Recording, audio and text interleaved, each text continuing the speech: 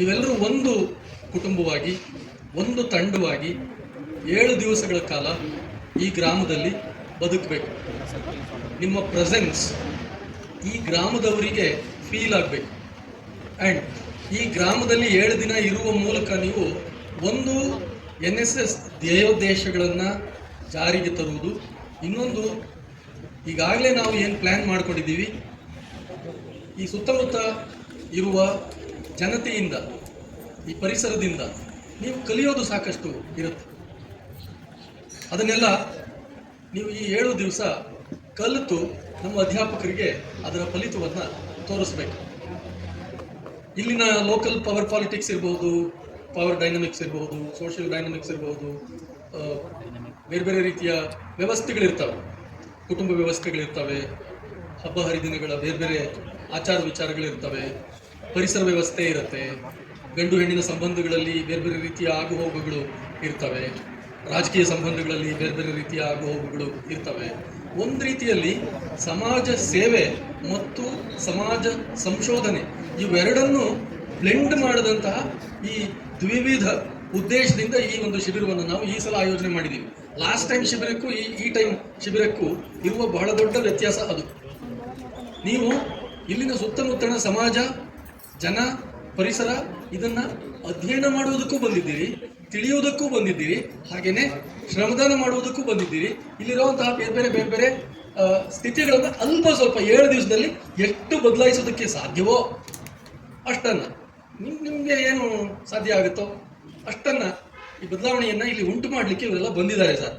ಈಗ ನೀವೆಲ್ಲರೂ ಗ್ರಾಮಸ್ಥರು, ಗ್ರಾಮಾಡಳಿತ ಅಧಿಕಾರಿಗಳು, ಇಲ್ಲಿರುವಂಥವರು ಯಾರ್ಯಾರಿದ್ದೀರಿ, ನೀವೆಲ್ಲರ ಸಹಕಾರದಿಂದ ಅವರು ಇಲ್ಲಿ 7 ದಿವಸ ಅವರ ಉದ್ದೇಶಗಳನ್ನು ಸಾಧಿಸೋದಕ್ಕೆ ಬಯಸಿ ಬಂದಿದ್ದಾರೆ.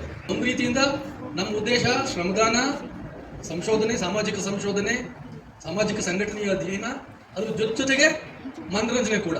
ಆಮೇಲೆ 7 ದಿವಸ ಅಂದರೆ 7 ಸ್ಟೇಜ್ಗಳು ಸಿಗ್ತವೆ ನಿಮಗೆ, ಅಂದರೆ ವೇದಿಕೆಗಳು. ಈ ವೇದಿಕೆ ಮೇಲೆ ನಿಮ್ಮ ಏನೇನು ಬೇರೆ ಬೇರೆ ಕಲಾವಂತಿಕೆ ಇದೆ, ಯಾರ್ಯಾರಲ್ಲಿ ಏನೇನು ಟ್ಯಾಲೆಂಟ್ ಇದೆ, ಆ ಟ್ಯಾಲೆಂಟನ್ನು ಇಲ್ಲಿ ನೀವು ತೋರಿಸ್ಬೋದು. ನಿಮ್ಮ ಕ್ಲಾಸ್ಮೇಟ್ಸ್ಗೆ, ಕಾಲೇಜ್ ಮೇಟ್ಸ್ಗೆ, ಬ್ಯಾಚ್ಮೇಟ್ಸ್ಗೆ ಮತ್ತು ಈ ಊರಿನ ಜನತೆಗೆ ನಿಮ್ಮಲ್ಲಿ ಏನಾದರೂ ಕಲೆ ಇದ್ದರೆ, ಟ್ಯಾಲೆಂಟ್ ಇದ್ದರೆ ಅದನ್ನು ತೋರಿಸ್ಬಹುದು. ಮತ್ತು ಏನಾದರೂ 7 ದಿವಸದಲ್ಲಿ ಅದನ್ನು ಇಂಪ್ರೂವ್ ಮಾಡ್ಕೊಳ್ಳೋದಕ್ಕೆ ಸಾಧ್ಯ ಆದರೆ, ಕಲಿಯೋದಕ್ಕೆ ಸಾಧ್ಯ ಆದರೆ ಕಲಿಯಬಹುದು, ಇಂಪ್ರೂವ್ ಮಾಡ್ಕೋಬಹುದು. ನೋಡಿ, ಆ ಹುಡುಗಿ ಈ ಕಾರ್ಯಕ್ರಮದ ನಿರೂಪಣೆ ಮಾಡ್ತಾ ಇದೆ. ನೀವು 7 ದಿವಸ ನೀವು ಯಾರೇ 7 ಜನ ನಿರೂಪಣೆ ಮಾಡ್ತೀರಿ, ಅದು ಕೂಡ ಒಂದು ಸ್ಕಿಲ್, ಅದನ್ನು ಕಲಿತೀರಿ. ಇನ್ಯಾರೋ ಸ್ವಾಗತ ಮಾಡ್ತೀರಿ, ಇನ್ಯಾರೋ ವಂದನಾರ್ಪಣೆ ಮಾಡ್ತೀರಿ, ಅವು ಕೂಡ ಸ್ಕಿಲ್ಸ್ ಕಲಿತೀರಿ. ಬೇರೆ ಬೇರೆ ರೀತಿಯ ಟ್ಯಾಲೆಂಟ್ಗಳನ್ನು ನೀವು ಪ್ರದರ್ಶಿಸ್ತೀರಿ, ಅದು ಕೂಡ ಒಂದು ರೀತಿಯಲ್ಲಿ ಕಲಿಕೆಯ ಭಾಗ. ಆಮೇಲೆ ಕೆಲವರು ದೈಹಿಕವಾಗಿ ಬಹಳ ಬಲಶಾಲಿ ಇರ್ತೀರಿ. ಈ ಏಜ್ ಅಂಥದ್ದು ಕಲ್ಲು ತಿಂದು ಕರಗಿಸುವಂಥ ಏಜ್ ಇದು. ಇನ್ನು ಕೆಲವರು ಸ್ವಲ್ಪ ಸಾಧಾರಣ ಇರ್ತೀರಿ, ಎಲ್ಲಿ ಹೊಟ್ಟೆ ಬಂದ್ಬಿಡ್ತದೋ, ಎಲ್ಲಿ ಬೊಜ್ಜು ಬಂದ್ಬಿಡ್ತದೋ ಅಂತ ಕೆಲವು ಹೆಣ್ಮಕ್ಳು ತಿನ್ನಲ್ಲ, ಸರಿಯಾಗಿ ಹೊಟ್ಟೆ ತುಂಬ ತಿನ್ನಲ್ಲ. ಇಡೀ ದಿವಸ ನೀವು ಶ್ರಮದಾನ ಮಾಡಿದ್ರೆ ಆಟೋಮೆಟಿಕ್ಕಾಗಿ ಹಸುವಾಗ್ತದೆ. ಇನ್ನು ಸ್ವಲ್ಪ ಹಾಕೆ, ಸ್ವಲ್ಪ ಹಾಕೋ, ಚೆನ್ನಾಗಿ ತಿನ್ನಿ, ಚೆನ್ನಾಗಿ ಕೆಲಸ ಮಾಡಿ, ಅದು ದೇಹಕ್ಕೆ ಪುಷ್ಟಿ. ಸೊ ಇದು ಕೇವಲ ಮನಸ್ಸಿಗೆ ಮಾತ್ರ ಅಲ್ಲ, ದೇಹಕ್ಕೂ ಕೂಡ ಈ 7 ದಿವಸ ವ್ಯಾಯಾಮ. ಇವಾಗ ನಮ್ಮ ಎಜುಕೇಶನ್ ಸಿಸ್ಟಮ್ ಹೆಂಗಾಗ್ಬಿಟ್ಟಿದೆ ಗೊತ್ತಾ? ಎಲ್ರಿಗೂ ವೈಟ್ ಕಾಲರ್ ಜಾಬ್ ಬೇಕು, ದೊಡ್ಡ ದೊಡ್ಡ ಹುದ್ದೆ ಬೇಕು. ಇವರೇನೋ ಸಹಾಯಕ ನಿರ್ದೇಶಕರಂತೆ, ಇವರೇನೋ ಪ್ರಾಚಾರ್ಯರಂತೆ, ಇವರೇನೋ ನಗರಸಭೆ ಸದಸ್ಯರಂತೆ, ಇವರೆಲ್ಲ ಕಾರಲ್ಲಿ ಓಡಾಡ್ತಾರೆ. ನಾನು ಡಿಗ್ರಿ ಮುಗಿಸಿದ ಮೇಲೆ ಕಾರಲ್ಲಿ ಓಡಾಡೋ ಥರದ್ದು ಏನೋ ಒಂದು ಉದ್ಯೋಗ ಮಾಡಬೇಕು, ಕಡಿಮೆ ಕೆಲಸ ಮಾಡಿ ಹೆಚ್ಚು ಆದಾಯ ಬರೋ ಥರದ್ದು ಏನೋ ಒಂದು ಉದ್ಯೋಗ ಮಾಡಬೇಕು ಅನ್ನೋ ಗುರಿನ ನಮ್ಮ ಈ ಎಲ್ಲ ಪದವಿ ಮಾಡೋ ವಿದ್ಯಾರ್ಥಿಗಳು ಅದೇನೋ ನಾವು ಹೇಳ್ತೀವೋ ಹೇಳಲ್ವೋ ಅವ್ರ ತಲೆಯಲ್ಲಿ ಇಟ್ಕೊಂಡ್ಬಿಟ್ಟಿದ್ದಾರೆ. ಬೆವರಿಗೆ ಬೆಲೆ ಕಡಿಮೆ, ಬೆವರು ಸುರಿಸಿ ದುಡಿಯುವಂಥ ದುಡಿಮೆಗೆ ಬೆಲೆ ಕಡಿಮೆ. ಆರಾಮವಾಗಿ ಬೌದ್ಧಿಕವಾಗಿ ಕೆಲಸ ಮಾಡಿ ಹೆಚ್ಚು ದುಡಿಮೆ ಮಾಡಬೇಕು ಅನ್ನುವಂಥ ಒಂದು ಆಟಿಟ್ಯೂಡು, ಮನೋಭಾವನೆ ಈ ವಿದ್ಯಾಭ್ಯಾಸದಿಂದ ಬಹುಶಃ ನಿಮಗೆಲ್ಲ ಅದು ಉಂಟಾಗ್ತಾ ಇದೆ ಅಂತ ನಾನು ಭಾವಿಸಿದ್ದೀನಿ. ಇದು ನಮ್ಮಲ್ಲೆಲ್ಲ, ಇಡೀ ದೇಶದಲ್ಲೆಲ್ಲ ಆಗ್ತಾ ಇರುವಂಥ ಒಂದು ಡೆವಲಪ್ಮೆಂಟ್. ಎಜುಕೇಷನ್ನು ನಿಮ್ಮನ್ನು ಹಳ್ಳಿಗಳಿಂದ ದೂರ ಕರ್ಕೊಂಡು ಹೋಗ್ತಾ ಇದೆ, ಕೃಷಿಯಿಂದ ದೂರ ಕರ್ಕೊಂಡು ಹೋಗ್ತಾ ಇದೆ, ದೈಹಿಕ ದುಡಿಮೆಯಿಂದ ದೂರ ಕರ್ಕೊಂಡು ಹೋಗ್ತಾ ಇದೆ. ಹೌದಾ ಇಲ್ವಾ? ನನಗೇನೋ ಇಷ್ಟು ವರ್ಷಗಳ ಈ ಅಧ್ಯಯನ ಇದರೊಳಗಡೆ ಇದು ಸತ್ಯ ಅಂತ ಅನಿಸಿದೆ. ಆದರೆ ನಿಮ್ಮನ್ನು ಮತ್ತೆ ತಿರುಗಿ ಈ ಬೆವರು ಬರೋ ದುಡಿಮೆ ಇದೆಯಲ್ಲ, ಶ್ರಮದಾನ, ನಾನು ಅವಾಗಲೇ ಹೇಳ್ತಾ ಇದ್ನಲ್ಲ, ನೀವು ಬೆವರು ಹರಿಸಿ ದುಡಿಯುವ ದುಡಿಮೆಗೆ ಬೆಲೆ ಕೊಡೋ ಕಡೆಗೆ ಯೋಚನೆ ಮಾಡೋ ರೀತಿ ಆಗಬೇಕು ಅಂತ ಈ 7 ದಿನ ನಿಮ್ಮನ್ನು ತಗೊಬಂದು ಹಾಕಿರೋದು. ಆಮೇಲೆ ಇನ್ನೊಂದು ಬೆಳವಣಿಗೆ ಆಗ್ತಾ ಇದೆ, ಅದೇನು ಗೊತ್ತಾ, ಇತ್ತೀಚೆಗೆ ಆಗ್ತಾ ಇರೋ ಬೆಳವಣಿಗೆ, ಅದು ಬಹುಶಃ ಎಜುಕೇಷನ್ ಇಂದನೇ ಆಗ್ತಾ ಇರ್ಬೋದು ಅಂತ ನಾನು ಭಾವಿಸ್ಕೊಂಡಿದ್ದೀನಿ. ನಮ್ಮ ಎಜುಕೇಷನಲ್ಲಿ ಏನೋ ಒಂದು ಮಿಸ್ಟೇಕ್ ಇರ್ಬೋದಾ ಅಂತ ನನಗೆ ಡೌಟ್ ಬರೋಕ್ಕೆ ಶುರುವಾಗಿದೆ 30 ವರ್ಷ ಪಾಠ ಮಾಡಿದ್ಮೇಲೆ. ಏನದು ಡೌಟ್ ಅಂದರೆ, ನಾನು, ನನ್ನ ಹೆಂಡತಿ, ನನ್ನ ಮಗ ಇಷ್ಟು ಮಾತ್ರ ಚೆನ್ನಾಗಿದ್ರೆ ಸಾಕು, ಲೋಕ ಎಲ್ಲ ಏನಾದರೂ ಹಾಳಾಗೋದು. ಎಲ್ಲ ಕುಟುಂಬಗಳಲ್ಲೂ ದೊಡ್ಡ ದೊಡ್ಡ ಕುಟುಂಬಗಳೆಲ್ಲ ಒಡೆದೋಗ್ಬಿಟ್ಟು ಚಿಕ್ಕ ಚಿಕ್ಕ ಕುಟುಂಬ ಆಗಿ ಡೆವಲಪ್ ಆಗ್ತಾ ಇದ್ದಾವೆ. ಸ್ವಲ್ಪ ದಿವಸದ ಹಿಂದೆ ಆರತಿಗೊಂದು ಕೀರ್ತಿಗೊಂದು 2 ಮಕ್ಕಳು ಸಾಕು ಅನ್ನೋ ಥರದ್ದು ಒಂದು ಇತ್ತು ಭಾವನೆ. ಇವಾಗ ನಾವಿಬ್ಬರು ನಮಗೊಂದೇ, ಆರತಿಗೂ ಇಲ್ಲ ಕೀರ್ತಿಗೂ ಇಲ್ಲ, ಎಲ್ಲ ಸೇರಿ ಒಂದೇ. 100 ಕೋಟಿ ಜನ ಅವರೇ, ನಾವ್ಯಾಕೆ ಸುಮ್ಮನೆ ಜನಗಳನ್ನ ಉತ್ಪಾದನೆ ಮಾಡೋದು? ಸಾಕು ಒಂದು ಮಗು ಇದ್ರೆ ಸಾಕು, ಹೆಣ್ಣಾಗ್ಲಿ ಗಂಡಾಗ್ಲಿ ಒಂದು ಮಗು ಇದ್ರೆ ಸಾಕು ಅನ್ನೋ ಸ್ಥಿತಿಗೆ ತುಂಬಾ ವಿದ್ಯಾವಂತರು ಬರ್ತಾ ಇದ್ದಾರೆ. ಯಾಕಂದ್ರೆ expenditure on education, expenditure on living, standard of living ತುಂಬಾ ಜಾಸ್ತಿ ಆಗ್ತಾ ಇದೆ. ಗಂಡ ಹೆಂಡತಿ ಇಬ್ರು ದುಡಿದ್ರು ಕೂಡ ಸಂಸಾರ ಸಾಕಾಗಲ್ವಲ್ಲಪ್ಪ ಅನ್ನೋ ಸ್ಥಿತಿ ಬರ್ತಾ ಇದೆ. ಅಂದ್ರೆ ಐಷಾರಾಮ ಜಾಸ್ತಿ ಆಗ್ತಾ ಇದೆ, ಖರ್ಚು ಜಾಸ್ತಿ ಆಗ್ತಾ ಇದೆ. ಬಹುಶಃ ಇನ್ನೊಂದು ಸ್ವಲ್ಪ ದಿವಸ ಆದ್ಮೇಲೆ ನೀವೆಲ್ಲ ಮದುವೆ ಆಗಿ ನಿಮ್ಗೆಲ್ಲ ಮಕ್ಕಳಾಗೋ ಕಾಲಕ್ಕೆ we two only no child. ಯಾವನಿಗೆ ಬೇಕ್ರಿ ಅದ್ರ ತಿಕ್ಕಾತೋಳಿ ಅದ್ರ ಮಾಕಾತೋಳಿ ಅದ್ರ ಪಾಠೆ ಹಾಕು, ನಾವಿಬ್ರು ನಿಂದಾಗಿದ್ರೆ ಸಾಕಪ್ಪ. ಬೇಕಾದಷ್ಟು ಪಿತಿ ಇನ್ನೊಷ್ಟು ಜನಸಂಖ್ಯೆಯಲ್ಲಿ ತಿರುಗಿ ಉತ್ಪಾದನೆ ಮಾಡೋಕೆ ಸುಮ್ಮನಿದೆ ಅನ್ನೋ ಕಡೆ ಹೋಗ್ತಾ ಇದ್ದಾರೆ. ಎಷ್ಟು ಇಂಡಿವಿಜುವಲ್ ಸೆಂಟ್ರಿಕ್ ಆಗ್ತಾ ಇದೆ ಜನತೆ ಅಂದ್ರೆ, ನಾನು ನನ್ನ ಹೆಂಡತಿ, ಕುಟುಂಬ ಅಂದ್ರೆ ನಾನು ನನ್ನ ಹೆಂಡತಿ ಅನ್ನೋ ಕಡೆ ಸಾಕ್ತಾ ಇದ್ದೀವಿ ನಾವೆಲ್ಲ. ಇನ್ನೂ ಮುಂದಕ್ಕೆ ಹೋಗ್ತಾ ಇದೆ ನಗರಗಳಲ್ಲಿ. ಲಿವಿಂಗ್ ಟುಗೆದರ್, ಮದುವೆನೇ ಬೇಡ, ಯಾಕೆ ಅಷ್ಟೊಂದು ಖರ್ಚು ಮಾಡೋದು? ಯಾವಾಗ ಎಷ್ಟು ದಿನ ಬೇಕಾದ್ರೆ ಅಷ್ಟು ದಿನ ಇರೋಲ್ಲ, ಆಮೇಲೆ ಹೋಗ.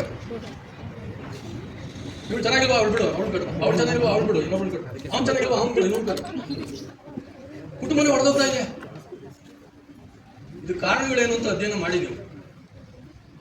ಅಂದ್ರೆ ನಾನು ಹೇಳಕ್ ಕೊಟ್ಟಿದ್ದೇನಪ್ಪ ಅಂದ್ರೆ, ಅವೆಲ್ಲ ವಿಘಟಿತವಾಗಿ ವ್ಯಕ್ತಿ ಕೇಂದ್ರಿತವಾಗಿ ಯೋಚನೆ ಮಾಡೋದಕ್ಕೆ ಹೊರಡ್ತಾ ಇದ್ದೀವಿ. ಯಾಕೆ ಹಿಂಗಾಗ್ತಾ ಇದೆ? ನಮ್ಮ ಎಜುಕೇಶನ್ ಸಿಸ್ಟಮ್ ಒಳಗಡೆ ಏನಾದರೂ ಮಿಸ್ಟೇಕ್ ಇದೆಯಾ? ನಾವೆಲ್ಲ ನಿಮ್ಗೆಲ್ಲ ನಿನ್ ಮಾತ್ರ ನೀನ್ ನೋಡ್ಕೋ, ರ್ಯಾಂಕ್ ಬಾ, ನಿನ್ ಪಕ್ಕದಲ್ಲಿರೋರು 0 ತಗೊಂಡ್ರು ಡೋಂಟ್ ಕೇರ್ ಅಂತ ಹೇಳ್ಕೊಡ್ತಾ ಇದೀವ? ಅಥವಾ ಎಜುಕೇಶನ್ ಸಿಸ್ಟಮ್ ನಿಮ್ಮನ್ನು ನಂಗೆ ಬೆಳೆಸ್ತಾ ಇದೆಯಾ ಅಂತ ನನಗೆ ಡೌಟ್ ಬರ್ತಾ ಇತ್ತು. ಅದಕ್ಕೆ ಇತ್ತೀಚೆಗೆ ಈ ಮ್ಯಾಗ್ಝೈನ್ ನಾವು ಕಾಲೇಜಿಂದ ತರ್ತಾ ಇದೀವಲ್ಲ, ಅದ್ರಲ್ಲಿ ಬರ್ದಿದ್ದೀನಿ, ಎಲ್ಲರೂ ಪಾಸ್ ಆಗೋದು ನಮ್ಗೆ ಗುರಿ ಆಗಬೇಕು, ರ್ಯಾಂಕ್ ಬರೋದು ನಮ್ಗೆ ಗುರಿ ಅಲ್ಲ. ಕ್ಲಾಸಲ್ಲಿ 60 ಜನ ಇದ್ರೆ 60 ಜನವೂ ಪಾಸ್ ಆಗಬೇಕು, ಕ್ಯಾಂಪಲ್ಲಿ 70 ಜನ ಇದ್ರೆ 70 ಜನವೂ ಚೆನ್ನಾಗಾಗಬೇಕು, 70 ಜನವೂ ಆರೋಗ್ಯವಾಗಿರ್ಬೇಕು, ಯಾರೊಬ್ಬರಿಗೂ ಏನು ತೊಂದರೆ ಆಗ್ಬಾರ್ದು, ಅವನಿಂದ ಇವಳಿಂದ ಅವನಿಗೆ ಕಿರುಕುಳ ಆಗ್ಬಾರ್ದು. ಅಂದ್ರೆ ನಾನು ಹೇಳ್ತಾ ಇರೋದೇನು, ಈ ವ್ಯಕ್ತಿ ಕೇಂದ್ರಿತವಾದಂತಹ ಚಿಂತನೆಯನ್ನು ತೆಗೆದುಹಾಕಿ ಸಮುದಾಯ ಕೇಂದ್ರಿತವಾಗಿ, ಸಂಘ ಕೇಂದ್ರಿತವಾಗಿ, ಗುಂಪು ಕೇಂದ್ರಿತವಾಗಿ, ಜಾತಿ, ಲಿಂಗ, ಊರು, ಭಾಷೆ, ಧರ್ಮ ಎಲ್ಲ ಮೀರಿ ಒಟ್ಟಾಗಿ ನೀವೆಲ್ಲ ಒಂದ್ ಕಡೆ ಸೇರಿ ನಾವೆಲ್ಲ ಒಂದು ಅನ್ನುವಂತಹ ಭಾವನೆಯನ್ನ ನೀವಾಗಲೂ ನಿಮ್ಗೆ ಅವರಾಗೋದು, ಇಂತಹ ಒಂದು ಸಹಕಾರ ಭಾವನೆಯನ್ನ ನೀವು ರೂಢಿಸ್ಕೋಬೇಕು. ಈ 7 ದಿವಸ ಅಲ್ಲಿ ಕ್ಲಾಸಿಗೆ ಬರ್ತಿರಲ್ವಾ, ನಾನು BA, ಅವಳು BCom, ಅವಳು ಯಾಕೆ ಬರ್ಬೇಕು ನಮ್ಮ ಕ್ಲಾಸ್ಗೆ? ಇವನು ಅವನಿಗೆ ಮಾತಾಡೋದು, BSc ಕ್ಲಾಸ್ ನಮ್ಮ ಕ್ಲಾಸಿಗೆ ಬಂದವನು, ಒಂದೇ ಕಾಲೇಜು, ಒಂದೇ ಬ್ಯಾಚು, ಒಂದು ಡಿಫರೆನ್ಸ್ ಕ್ರಿಯೇಟ್ ಆಗಿದೆ. ಕ್ಲಾಸ್ಗೆ ಈ ಡಿಫರೆನ್ಸ್ ಕ್ರಿಯೇಟ್ ಆದರೆ ಜಾತಿಗಳ ಡಿಫರೆನ್ಸ್ ಇರಲ್ವಾ? ಧರ್ಮಗಳ ಡಿಫರೆನ್ಸ್ ಇರಲ್ವಾ? ಇರುತ್ತೆ. ಆ ಡಿಫರೆನ್ಸ್ಗಳನ್ನೆಲ್ಲ ನೀವು 0 ಮಾಡಬೇಕು ಈ 7 ದಿವಸದಲ್ಲಿ, ಅವುಗಳನ್ನೆಲ್ಲ ದಾಟಬೇಕು. ಆಮೇಲೆ ನಿಮ್ಗೆ ಗೊತ್ತಿಲ್ಲ, ನೀವು 70 ಜನ ಇದ್ದೀರಿ ಅಂದ್ರೆ ಮೇಷ್ಟ್ರು ಬಹುಶಃ ಅದನ್ನು ಪ್ಲಾನ್ ಮಾಡಿರ್ಬೋದು, ಒಂದು 6-7 ತಂಡ ಮಾಡ್ಬೋದು, ಗ್ರೂಪ್ ಮಾಡ್ಬೋದು, ಗ್ರೂಪ್ಗೆ ಒಬ್ಬೊಬ್ರು ಲೀಡರ್ ಮಾಡ್ಬೋದು, ಅವು ಬದಲಾಗ್ಬೋದು, ಪ್ರತಿ ದಿವಸ ಬದಲಾಗ್ಬೋದು. ನಿಮ್ಗೆ ಗೊತ್ತಿಲ್ಲದೇನೆ ಯಾರೋ ನಿಮ್ಮ ಗ್ರೂಪ್ ಒಳಗಡೆ ಒಬ್ಬ ಲೀಡರು ಬೆಳಿಬಹುದು. ಸೊ ನಾಯಕತ್ವ ಗುಣವನ್ನು ಬೆಳೆಸಿಕೊಳ್ಳುವುದನ್ನು ಕಲಿಯೋದಕ್ಕೆ ಈ 7 ದಿವಸ ಒಂದು ಅವಕಾಶ. ಎಲ್ಲರಲ್ಲಿಯೂ ನಾಯಕತ್ವ ಗುಣವನ್ನು ಬೆಳೆಸುವ ಕಡೆಗೆ ನೀವು ಗ್ರೂಪ್ ಅನ್ನು ಕರ್ಕೊಂಡು ಹೋಗ್ಬೇಕು.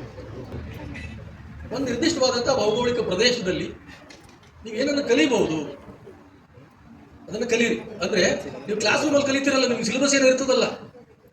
ಕೆಲವ್ರಿಗೆಲ್ಲ ಪರೀಕ್ಷೆ ಹತ್ರ ಬಂದಾಗ ಮಾತ್ರ ಪರೀಕ್ಷೆ ಜ್ವರ ಬರ್ತದೆ ಅಲ್ವಾ? ವರ್ಷ ಇಡೀ ಪರೀಕ್ಷೆ ಜ್ವರ ಇರ್ತದೆ ಅಂದ್ರೆ ಇರ್ತದೇನ್ರ? ಇರ್ಲೇ ಕೂಡುದು, ಎಚ್ಚರ ಕೂಡ ಇರ್ಕೂಡುದು. ಪರೀಕ್ಷೆ ಹತ್ರ ಬಂದಾಗ ಮಾತ್ರ ಪರೀಕ್ಷೆ ಬಗ್ಗೆ ಗಮನ ಇರ್ಬೇಕು. ಹೌದಾ? ಅಲ್ಲ ಸರ್ ಅಂತ ಮಾತುಗಾರರು ಅಂದ್ರಪ್ಪ.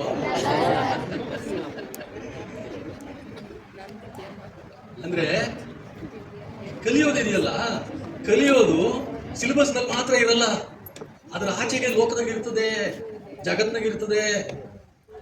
ನೀವು ಡಿಗ್ರಿ ತಗೊಂಡಿರ್ಬೋದು, ನಾವೆಲ್ಲ ವಿದ್ಯಾವಂತರು, ನಾವೆಲ್ಲ ಬಹಳ ಜ್ಞಾನಿಗಳು ಅಂತ ಅನ್ಕೊಂಡ್ಬಿಟ್ಟಿರ್ತೀವಿ. ನಮ್ಗೇನೋ ಬಿಗ್ಮಾನ ಇರ್ತದೆ, ಬಿಗ್ಮಾನ ಒಳಗಡೆನೆ ಬಂದ್ಬಿಟ್ಟಿರುತ್ತೆ. ಓಹೋ ನನಗೆ ಫಿಸಿಕ್ಸ್ ಚೆನ್ನಾಗಿ ಗೊತ್ತು, ಓಹೋ ನನಗೆ ಕೆಮಿಸ್ಟ್ರಿ ಚೆನ್ನಾಗಿ ಗೊತ್ತು, ಓಹೋ ನನಗೆ ಎಕನಾಮಿಕ್ಸ್ ಚೆನ್ನಾಗಿ ಗೊತ್ತು. ನಿಮ್ಗೇನು ಗೊತ್ತಿಲ್ಲ. ಜ್ಞಾನದ ಬಿಗುಮಾನ ಕಳ್ಸ್ಕೋಬೇಕು ನೀವು. ಅಕಾಡೆಮಿಕ್ಸ್ ನಿಂದ ಬರೋ ಬಿಗುಮಾನ ಅದನ್ನ ಕಳ್ಸ್ಕೋಬೇಕು ನೀವು. ಈಗ ಎಲ್ಲರೂ ಒಟ್ಟಿಗೆ ಬೆರಿಬೇಕು.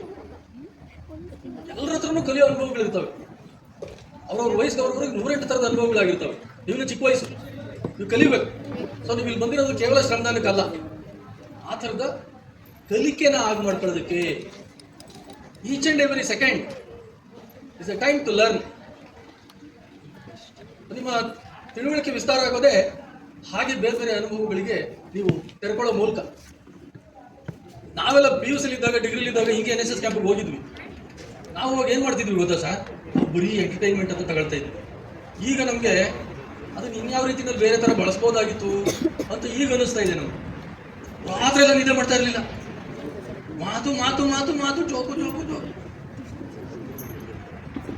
ಮಲಗಿದವ್ರು ನಿದ್ದೆ ಮಾಡ್ತಾ ಇರಲಿಲ್ಲ. ಬಾಡ್ದಾಡ್ದೆ ಬಸೋದು, ನಾನು ಮೊನ್ನೆ ನಿದ್ದೆ ಮಾಡಕ್ಕೆ ಬಂದಿದ್ದೆ. ಅವ್ನು ಬೆಳಗಿನ ಸಾಯಂಕಾಲ ಕೆಲಸ ಮಾಡಿ ಸುಸ್ತಾಗಿರ್ತಾನೆ, ಅವ್ನು ಮಲಗಕ್ಕೆ ಕೊಡ್ತಾ ಇರಲಿಲ್ಲ.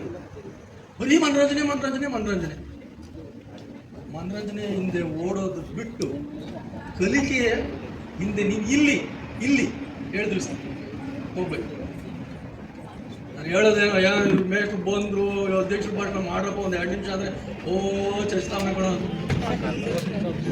ಅಂತ ಅನ್ನಿಸ್ತಾ ಇರ್ಬೋದು. ನಿಮ್ಗೆ ಅನ್ನಿಸ್ತಾ ಇದೆಯಾ? ಏನೋ ಉಪಯೋಗ ಇಲ್ಲಿ ಇರೋದು ಹೇಳ್ತಾವ್ರೆ, ಬಿಡ ಈ ಕಿವಿಲಿ ಕೇಳ್ಬಿಟ್ಟು ಈ ಕಿವಿಲಿ ಬಿಟ್ಬಿಡೋಣ ಅನ್ನಿಸ್ತಾ ಇದೆಯಾ? ನಾವು ಮಾಡಿರೋ ತಪ್ಪುಗಳಿದಾವಲ್ಲ, ಆ ತಪ್ಪುಗಳನ್ನ ನೀವು ಮಾಡಬಾರ್ದು ಅಂತ. ವಾಪಸ್ ಹೋಗಕ್ಕಾಗಲ್ಲ,